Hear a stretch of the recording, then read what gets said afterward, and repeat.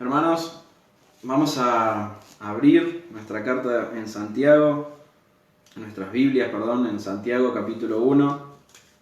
Vamos a leer desde el versículo 2 al 12. Me imagino que ya lo tendrán preparado, que ya están ahí con sus Biblias abiertas, así que voy a leer. Voy a leer desde el versículo 1, así es un solo versículo, así recordamos un poco lo que vimos el domingo. Dice así la palabra de Dios: Santiago, siervo de Dios y del Señor Jesucristo, a las 12 tribus que están en la dispersión, salud. Hermanos míos, tened por sumo gozo cuando os halléis en diversas pruebas, sabiendo que la prueba de vuestra fe produce paciencia. Mas tenga la paciencia su obra completa para que seáis perfectos y cabales, sin que os falte cosa alguna. Y si alguno de vosotros tiene falta de sabiduría, pídala a Dios, el cual da a todos abundantemente y sin reproche, y le será dada. Pero pida con fe, no dudando nada, porque el que duda es semejante a la onda del mar, que es arrastrada por el viento y echada de una parte a otra. No piense, pues, quien tal haga, que recibirá cosa alguna del Señor. El hombre de doble ánimo es inconstante en todos sus caminos. El hermano que es de humilde condición, gloríese en su exaltación, pero el que es rico en su humillación, porque él pasará como la flor de la hierba. Porque cuando sale el sol con calor abrasador, la hierba se seca, su flor se cae y perece su hermosa apariencia. Así también se marchitará el rico en todas sus empresas. Bienaventurado el varón que soporta la tentación, porque cuando haya resistido la prueba, recibirá la corona de vida que Dios ha prometido a los que le aman. Yo quiero contarles una anécdota que me pasó a mí. Un día entré en una joyería. Todos los que me conocen saben que a mí me gustan los relojes, así que un día entré en una joyería y estaba mirando algunos relojes y entró un joven con una bolsita de terciopelo. Y de la bolsita sacó una cadenita de oro. Eso parecía, por lo menos al principio.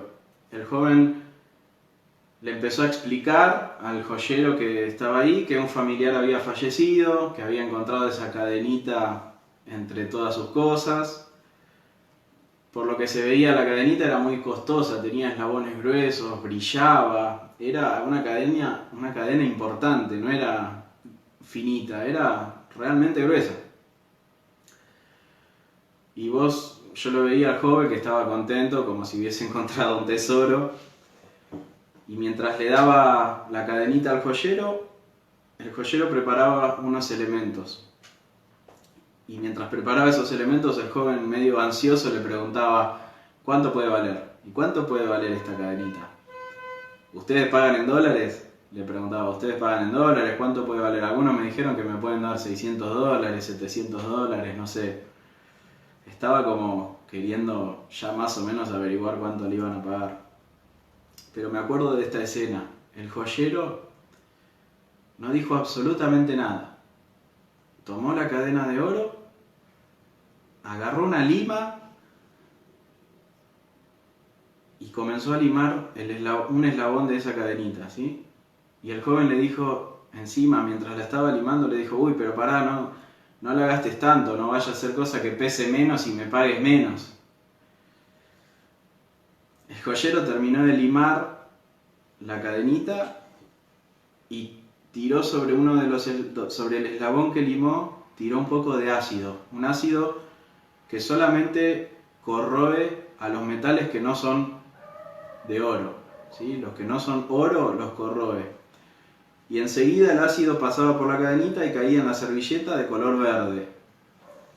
El joyero agarró la cadenita y se la dio al joven y le dijo así, textuales palabras: tomá, nene, no vale nada.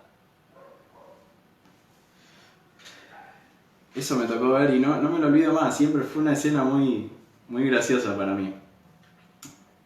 La lima y el ácido se encargaron de revelar si la joya que teníamos ante nuestros ojos era genuina o solo era un puñado de chatarra disfrazada de oro. ¿sí? Esa cadenita de oro en su momento estableció una relación entre ese joven y el joyero. Momentáneamente parecía que eran socios en un negocio importante, pero al fallar la prueba quedó en evidencia que la relación en realidad nunca había existido. La prueba mostró que esa cadenita nunca fue de oro. Bueno, en el reino de Dios hay un elemento que establece una relación entre Dios y nosotros. Un elemento que Dios considera mucho más precioso que el oro. Ese elemento es la fe. Es el hecho de creer y depositar toda nuestra confianza en Dios y en el Señor Jesucristo como nuestro Señor y Salvador y ser totalmente dependientes de Él. Eso es la fe. Y para el Señor, eso mucho más precioso que el oro, mucho más importante. Pero así como el joyero que yo vi limó y echó ácido sobre el metal para comprobar si era genuino, de la misma manera Dios somete a prueba la fe de todos aquellos que se dicen suyos. Y mediante la prueba queda en evidencia si la fe es verdadera o no. Es Dios el que echa ácido y lima la vida de los que dicen que creen en Él. Y el resultado deja en evidencia si la fe de esta persona es de parte de Dios o es una fe humana que no sirve para nada. Y este tema de las pruebas atraviesa de punta a punta toda la carta de Santiago. Las pruebas que el cristiano enfrenta para comprobar si la fe es genuina. ¿Sí? Y este texto en el versículo 2 dice: hermanos míos, tened por sumo gozo cuando os halléis en diversas pruebas, sabiendo que la prueba de vuestra fe produce paciencia.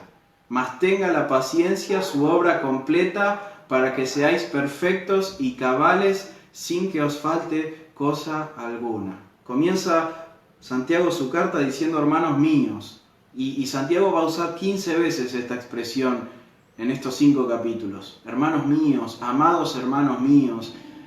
Santiago se está identificando a sí mismo y se está colocando al nivel de aquellos a los que les está escribiendo su carta. Si ustedes se acuerdan, él le escribía a los cristianos judíos que estaban dispersos por todo el mundo conocido.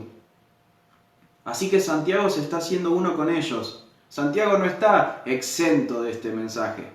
No es que él está por encima del mensaje, sino que está a la misma altura que todos sus hermanos. Una y otra vez les va a decir: hermanos míos, amados hermanos.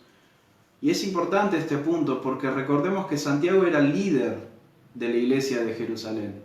Y además era hermano de Jesús, fue hermano de Jesús en su ministerio terrenal. Así que él podría haberse jactado y haberles dicho: ustedes tienen que hacer esto y lo otro. No, él se coloca a sí mismo como parte del mensaje y les dice a los hermanos: tened por sumo gozo cuando os halléis en diversas pruebas. Tened por sumo gozo. Y esa palabra tened es un imperativo. ¿Qué es un imperativo? Una orden, un mandamiento. No es que Santiago les está diciendo: miren, yo les recomiendo que se gocen, les sugiero que traten de atravesar la prueba gozándose porque es difícil, así que les doy ese consejo. No es ningún consejo ni ninguna sugerencia. Santiago les está diciendo que este es un mandamiento. Gócense en la prueba, es una orden. En otras palabras, Pablo expresó lo mismo cuando le escribió a los filipenses. Él les dijo: regocíjense en el Señor siempre. Otra vez se los digo, regocíjense. Otra vez el imperativo ahí. ¿Y por qué tenemos un mandamiento aquí? ¿Por qué Dios nos ordena a que nos gocemos en las pruebas? Hermano, ¿a usted le gusta la prueba? ¿Le gusta pasar por aflicciones, dificultades, momentos difíciles, de problemas? Entonces el gozo es lo último que tendríamos que tener en una prueba. Es en un momento así que lo último que haríamos sería gozarnos. ¿Sí? Naturalmente las pruebas no son motivo de gozo y por esto Dios nos llama. Dios sabe que no son momentos de gozarse, de que el gozo sale naturalmente. Entonces Él nos llama, nos manda a que hagamos nuestro mayor esfuerzo, a que hagamos un esfuerzo consciente y comprometido para afrontar todas las pruebas y dificultades con gozo. ¿Sí? Debemos trabajar en gozarnos en medio de la prueba. ¿Y qué fruto más difícil es este? Gozarse en medio de la prueba. Y no cualquier gozo, porque este texto dice tener por sumo gozo. Y la expresión esta sumo es puro, es absoluto, es total, es un gozo sin mezcla de nada, de otros sentimientos. ¿Sí? No solamente una leve sonrisa superficial para que nadie me diga nada. No, está hablando del gozo en su máxima expresión. Eso es lo que deberíamos nosotros tener a través de las pruebas. Eso es una de las pruebas de que nuestra fe es genuina. Es el mismo gozo que el salmista se esforzaba por encontrar. Dice el Salmo 51:12, vuélveme el gozo de tu salvación. El salmista estaba buscando diligentemente el gozo del Señor en su vida, en ese momento de tanta tristeza, de tanto pesar. Tened por sumo gozo cuando os halléis en diversas pruebas. Y acá pareciera que voy a ir palabra por palabra porque todo es importante. Esta expresión, os halléis, significa esto, caer en medio, caer alrededor de, estar rodeado de, pero es como caer adentro, caer dentro y estar rodeado. Así que lo que Santiago está diciendo es tengan por sumo gozo cuando caigan dentro de un montón de pruebas. ¿Sí? ¿Y cómo es que caemos en diversas pruebas? ¿Cómo es que nuestra vida llega a meterse en esas circunstancias de aflicción, de angustia, de sufrimiento? ¿Cómo? ¿Acaso Dios pierde de vista a algunos de nosotros en algún momento? ¿Será que somos tantos que Dios no los puede abarcar a todos? Entonces se distrae de algunos y se concentra en otros y mientras tanto esos caen en distintos sufrimientos. De ninguna manera esto es así. De ninguna manera, hermanos. Y miren, podemos ver a través de la oración que Jesús le enseñó a sus discípulos quién está detrás de las aflicciones y de los sufrimientos. Jesús dice en esta oración, y no nos metas en tentación. Jesús está orando al Padre y le dice al Padre, y no nos metas en tentación. Esta palabra tentación es la misma que aparece en este texto, pruebas. No nos metas en tentación, no nos hagas caer dentro de la tentación, mas líbranos del mal. ¿Qué significa, hermanos? Que es Dios en su soberanía, que Él diseñó ciertas pruebas y aflicciones y sufrimientos, porque a través de ellos el Señor va a perfeccionarnos y a llevarnos a la imagen de Jesucristo. Sí, los sufrimientos. Si usted es un verdadero creyente, va a tener que prepararse para recibir de parte de Dios sufrimientos, aflicciones y pruebas, para poner a prueba esa fe. De hecho, leemos esto un par de capítulos antes en Mateo 4:1. Dice, entonces Jesús fue llevado por el Espíritu al desierto para ser tentado. Y el griego en ese texto es la misma palabra, prueba, para ser puesto a prueba por el diablo. Pero fue el Espíritu Santo el que guió a Jesús a ese desierto. Fue el Espíritu Santo quien lo guió a esa situación. Y hermanos, no quiero que ustedes crean que Dios está ahí poniendo palos en la rueda a todos los cristianos para que caigamos y así Él nos acusa y Él nos dice que pecamos y Él nos hace pecar. No, Santiago va a decir a partir del versículo 13 que Dios no tienta a nadie. Dios no quiere que nadie haga el mal, pero Dios prueba la fe de sus hijos. Dios pone a prueba la lealtad de sus hijos. Es Dios quien permite que lleguen a nuestra vida pruebas.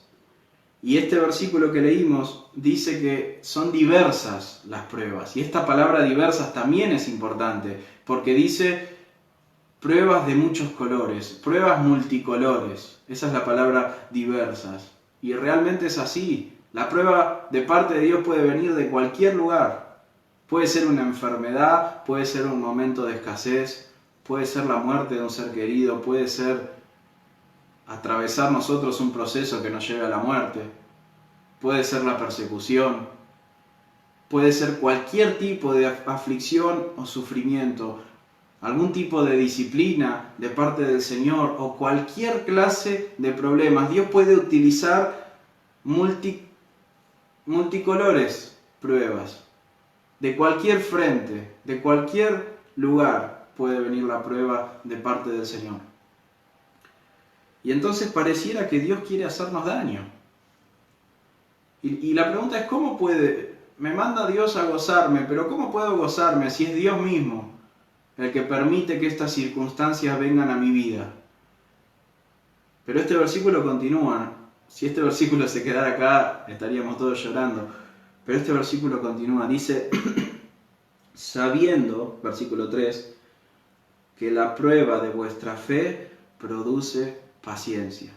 Sabiendo, estando totalmente seguro de que para los verdaderos creyentes estas pruebas van a producir paciencia.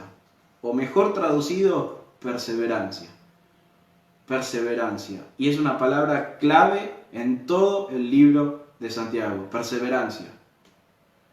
Pablo lo expresó de esta manera a los filipenses. Pablo les decía, estoy persuadido de esto, sabiendo, estoy totalmente seguro que quien comenzó en vosotros la buena obra, la perfeccionará hasta el día de Jesucristo. Sin lugar a dudas, hermanos, el resultado de la prueba en el verdadero creyente, el resultado de la prueba nunca va a ser otro que perseverar. Sabiendo que la prueba de nuestra fe produce paciencia. ¿Qué produce la prueba? Un montón de cosas. No, produce paciencia, produce perseverancia.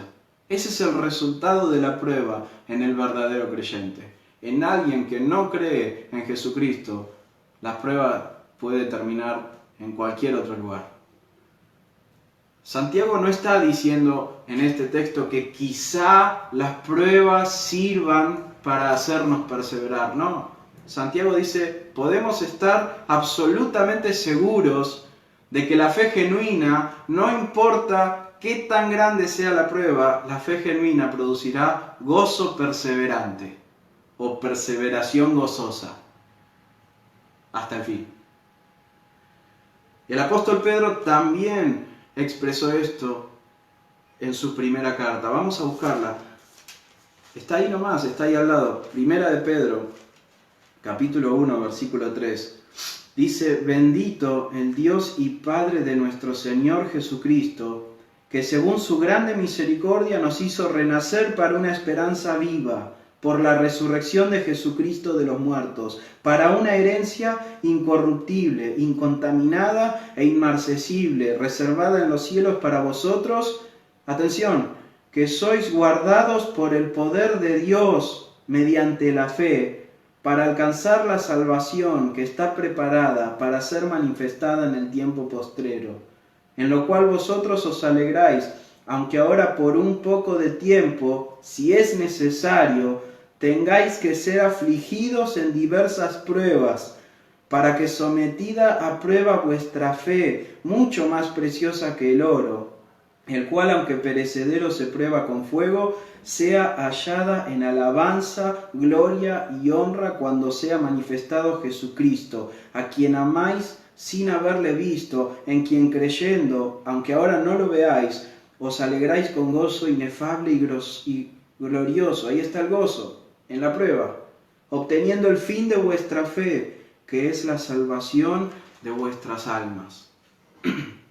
Ahora bien, hermanos, yo no quiero que perdamos de vista esta palabra, perseverancia, porque es clave en esta carta. Las pruebas de Dios sobre nuestra fe producen perseverancia. Eso dice este texto. La perseverancia es un verbo activo. Perseverar es hacer cosas, es obrar, es caminar en este mundo, es caminar a través de la prueba, pero teniendo nuestra mirada en Jesucristo, el autor y consumador de nuestra fe. Perseverar es acción, es permanecer, es esforzarnos aún en medio de la aflicción y del sufrimiento. Este texto no dice que la prueba de nuestra fe produce resignación, porque esa es una falsa forma de perseverancia, la resignación. Hay cristianos que simplemente se resignan en las pruebas y dicen, bueno, Dios es soberano y yo no puedo cambiar lo que Él determinó, así que no hay necesidad de hacer nada. No voy a orar, no voy a buscar, total, esto va a terminar donde Dios quiere que termine. No, hermanos, la verdadera fe no reacciona de esa manera. Esa no es la actitud jamás de un verdadero creyente. Un cristiano atribulado, aún sabiendo que Dios es soberano, ora fervientemente. Y lo podemos ver a Jesús en Getsemaní. Jesús sabía a qué había venido. Él sabía que no iba a detener la cruz, pero sin embargo estaba ahí orando. Estaba ahí perseverando fervientemente, rogándole al Señor. Lo mismo Pablo con su aguijón. Le pidió 3 veces al Señor que se lo quitara. El Señor le dijo, bástate mi gracia. Pero Pablo no se quedó quieto en su aflicción. Pablo no se resignó. Las pruebas de Dios sobre la fe producen buenas obras. Pablo oraba. Eso es una buena obra. Eso es un fruto. Produce frutos, produce virtudes. La verdadera fe en la prueba produce alabanza, hermanos, ninguna resignación. Y a medida que Dios va probando nuestra fe y produciendo un mayor carácter perseverante, Él nos va haciendo semejantes a Cristo. Por eso Santiago dice en el versículo 4, mas tenga la paciencia su obra completa, para que seáis perfectos y cabales sin que os falte alguna cosa. En otras palabras, Santiago les está diciendo, así que dejen obrar al Señor. Él está guiando todo para que sean perfectos, para que no les falte nada, para que sean como Jesús, perfecto en todo sentido. Así que sométanse voluntaria y gozosamente a su voluntad. Busquen producir el fruto que Dios espera de ustedes. Sigan siendo perfeccionados por Dios. Eso es lo que Santiago les está diciendo. Dios quiere hacernos hijos maduros en la fe. Y por eso nos somete a prueba durante nuestro caminar en esta vida. Como decía el salmista en el Salmo 138, 8, Jehová cumplirá su propósito en mí. Eso es inevitable. Jehová cumplirá su propósito en mí. Pero ahí está el ruego. Tu misericordia, oh Jehová, es para siempre. No desampares la obra de tus manos. Ahí está la fe perseverante. No me desampares, Señor, sosténme todo el tiempo. Para que seáis perfectos, dice el versículo 4, sin que os falte alguna cosa. Son 2 caras de la misma moneda. Ser perfectos, completos, llenos y que no nos falte nada. Es un sinónimo, es una parte positiva y una negativa de la misma expresión. Aquí Santiago no está hablando de que seamos perfectos en cuanto a tener una vida sin pecado. Eso es imposible en este mundo. Vivimos en un mundo caído y además nuestra carne es susceptible a la tentación y muchas veces cedemos al pecado. Así que Santiago no se está refiriendo acá a perfección moral, una vida sin pecado. De hecho, Santiago mismo en esta carta dice en el capítulo 3, versículo 2, porque todos ofendemos muchas veces. Si alguno no ofende en palabra, este es varón perfecto, capaz de refrenar todo el cuerpo. Y él se incluye en esa declaración. Todos ofendemos muchas veces. Así que esta perfección de la que Santiago habla es madurez espiritual. Dios apunta a que nuestra fe sea una fe madura. que nuestro carácter y nuestras virtudes no estén de ninguna manera condicionadas por las circunstancias. Cuando Dios produce amor, en un momento en el que el amor no debería estar, ese amor que Dios produce no depende de las circunstancias. Eso es una fe madura. El cristiano maduro no depende de las circunstancias para mantener el amor, el gozo, la paz, la paciencia, la mansedumbre. De hecho, todo lo contrario. Es justamente en esas circunstancias adversas en las cuales el fruto del Espíritu es manifestado en cada verdadero creyente. ¿Cómo sabemos que alguien que dice que ser cristiano realmente lo es? ¿Cómo lo sabemos? Porque ama cuando se supone que no debería estar amando. Y tiene gozo cuando se supone que debería estar triste. Porque es manso cuando debería estar maldiciendo. Porque es bondadoso cuando debería pensar egoístamente según el criterio del mundo. La fe del verdadero creyente escapa a la lógica de este mundo, la supera y la vence. La fe verdadera permanece cuando toda esperanza terrenal se ha perdido por completo. Esa es la única fe que Dios puede producir.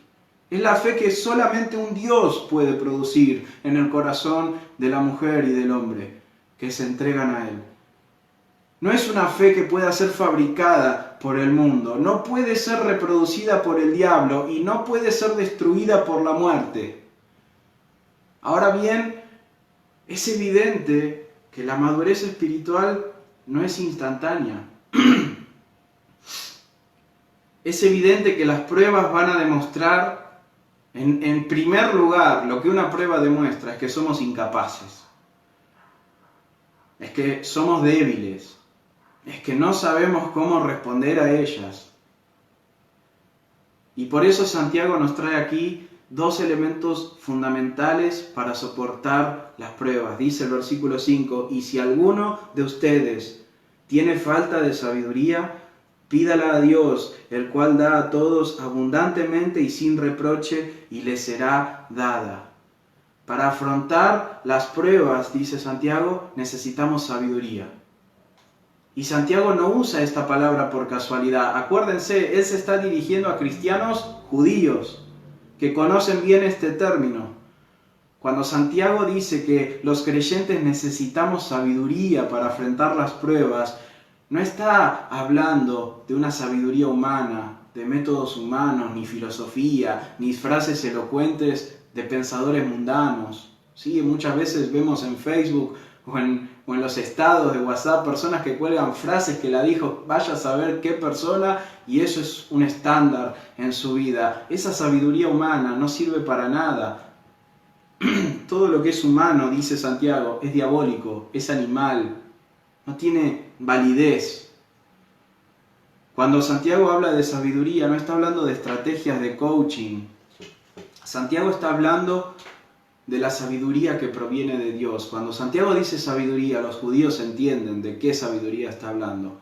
La única sabiduría verdadera que es capaz de darnos herramientas para atravesar las pruebas. Dios es la fuente de la sabiduría, ¿sí? Algo que estamos estudiando mucho con los jóvenes. Proverbios 2:6 dice, porque Jehová da la sabiduría, y de su boca viene el conocimiento y la inteligencia. Son todos singulares. Jehová da la sabiduría, y de su boca viene el conocimiento y la inteligencia. Es por la palabra de Dios que obtenemos sabiduría, hermanos. Cuando Él habla, de su boca viene el conocimiento y la inteligencia. Entonces, ¿dónde vamos a encontrar la palabra o las palabras de Dios? ¿Dónde encontramos revelada la voluntad y el carácter de Dios? En las Escrituras. Pero dice Santiago que si alguno tiene falta de sabiduría, pídala a Dios. Y esto implica una oración. Pedirle a Dios es orar. Hermanos, la oración es fundamental en todo momento y mayormente en los momentos de pruebas y aflicciones.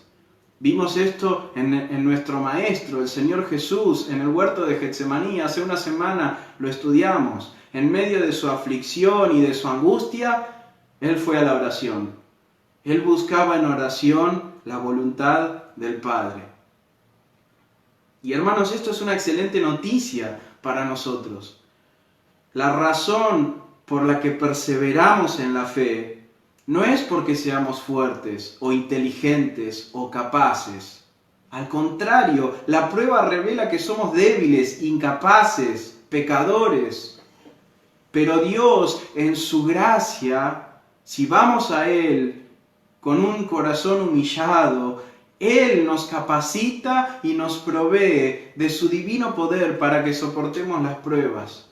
Hermanos, Dios nos coloca en la prueba y Dios nos da todos los medios para soportarla, porque esta es la manera en la que Él se glorifica a sí mismo. Mirá, la prueba no se trata de vos tanto como se trata de Dios. No se trata de cómo vos la vas a resolver, se trata de cómo Dios va a obrar poderosamente en tu prueba para que Él sea glorificado. Y el apóstol Pablo lo expresaba de esta manera: sé vivir humildemente y sé tener abundancia. En todo y por todo estoy enseñado, así para estar saciado como para tener hambre, así para tener abundancia como para padecer necesidad. Todo lo puedo en Cristo que me fortalece.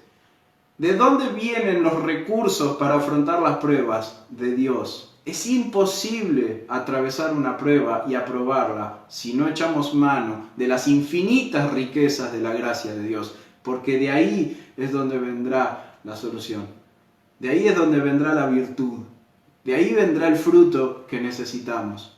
Ahora, si yo estoy pretendiendo superar una prueba en la que Dios me metió con mis propias fuerzas, con mi propia sabiduría humana, pidiéndole consejos a mis amigos del mundo, a mis familiares que están perdidos, o poniendo mi confianza en los diarios, en los índices, en las estadísticas, y no en la palabra de Dios, hermanos, es imposible que atravesemos nuestras pruebas, y mucho menos con gozo.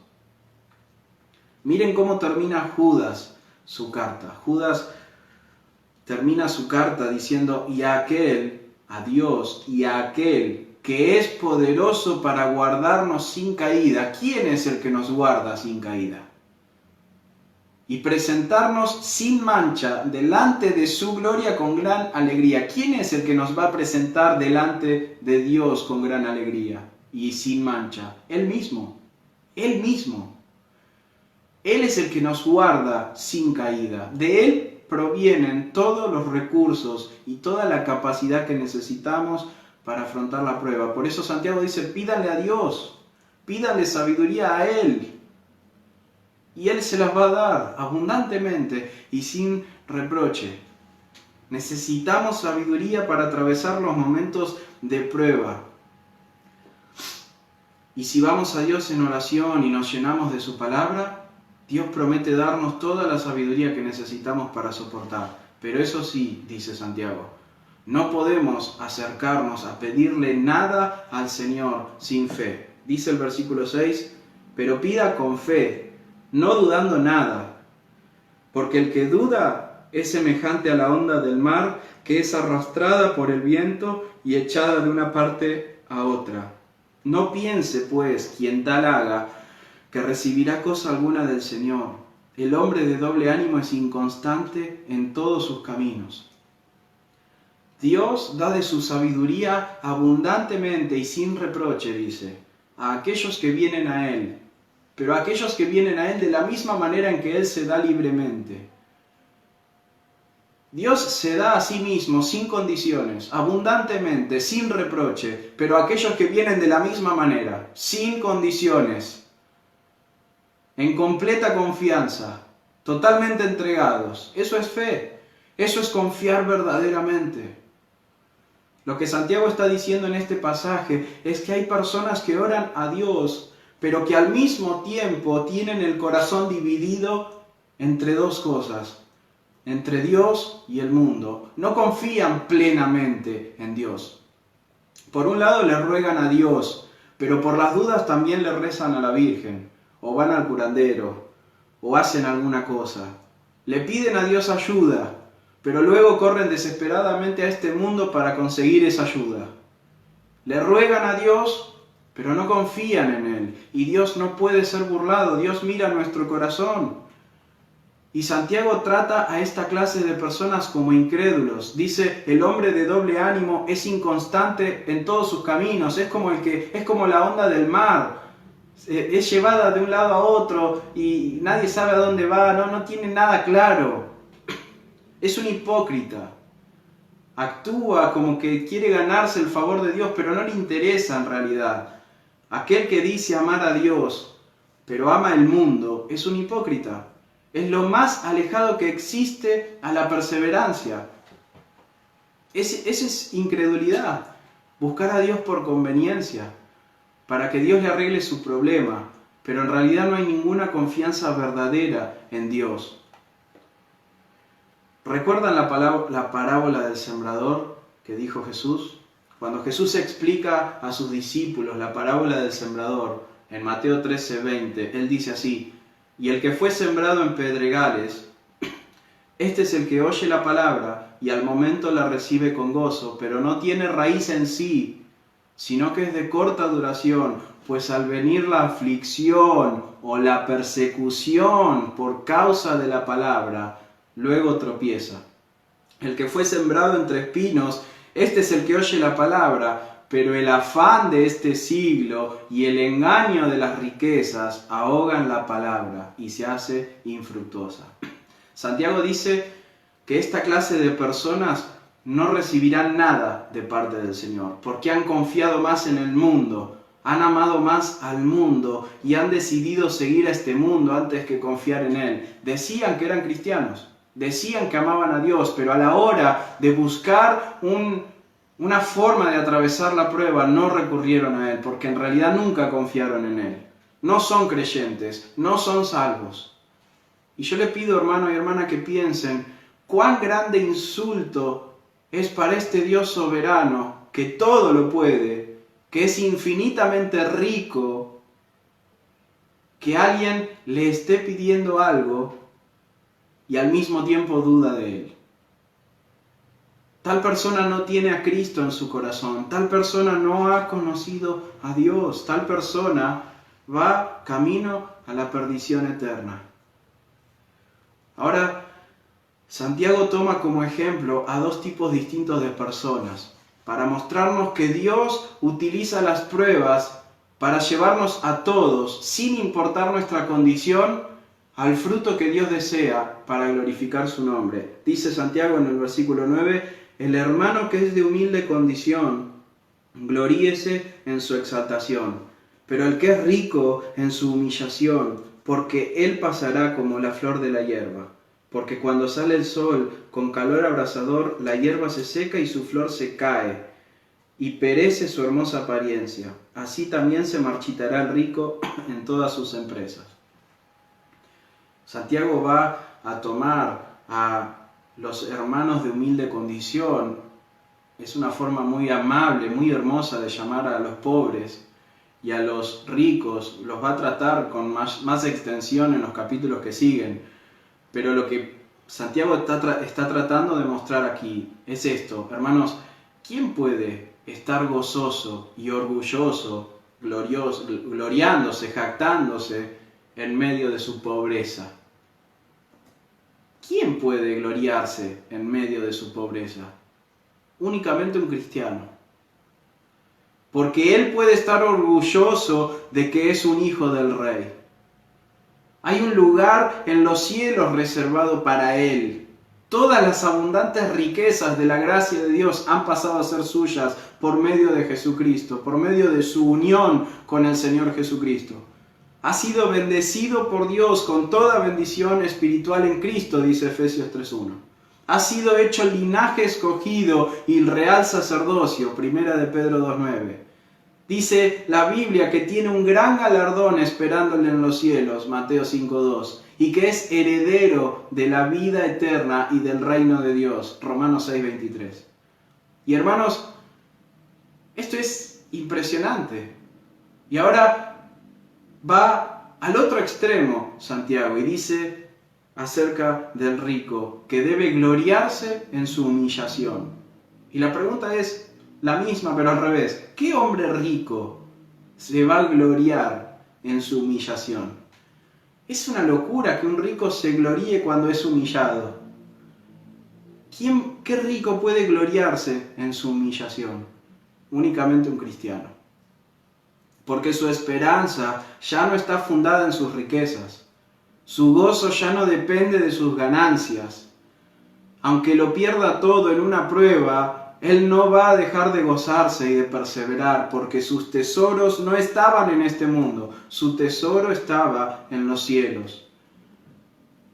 ¿Lo puede ver, hermano? ¿Puede ver? La fe que Dios pone en el corazón es contraintuitiva a los conceptos de este mundo. Va en contra de la razón y de la lógica de este mundo. Pobres gozándose en medio de su pobreza, ricos gozándose en medio de su humillación, presos cantando himnos en la cárcel, atribulados pero sin angustia, en apuros pero sin desesperarse, perseguidos pero no desamparados, derribados invencible. No importa cuál sea la prueba o la aflicción, el cristiano siempre va a producir una virtud. Es invencible esta fe.